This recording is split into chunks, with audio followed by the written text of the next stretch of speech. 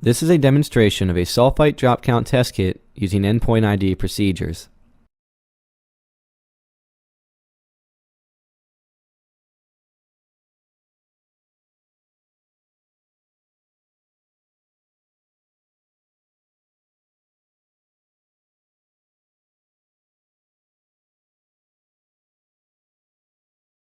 The first step according to the endpoint ID procedure is to gather an accurate sample. The smallest change in sample size will lead to inaccurate results.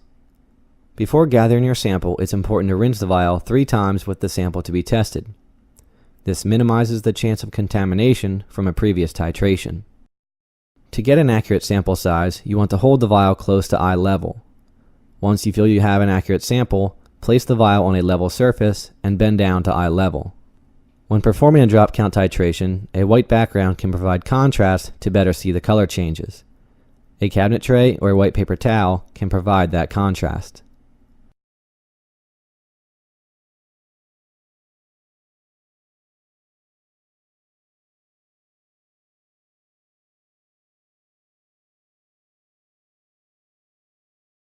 The next step according to the endpoint ID procedure is to add 1 drop of phenolphthalein indicator. The bottle contains a dropper tip, so it's important to hold the bottle vertically to get a consistent drop size.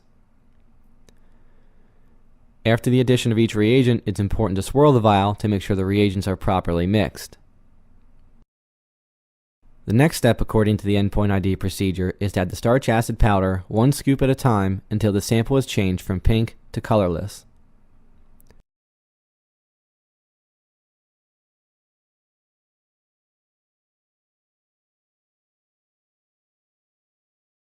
It's important to swirl the vial after each scoop to make sure the powder is completely dissolved. Once the sample is turned colorless, add 2 more scoops of powder and swirl the vial.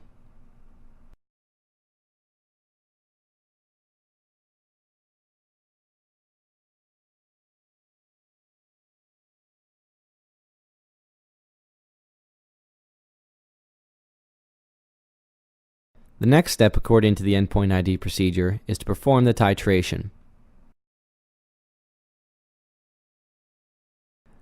The bottle of titrant contains a dropper tip, therefore it's important to hold the bottle vertically to make sure you get a consistent drop size.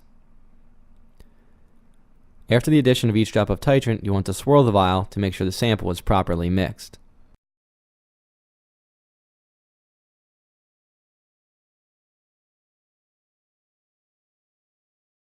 According to the endpoint ID procedure, the titration is complete when the sample is changed from colorless to blue.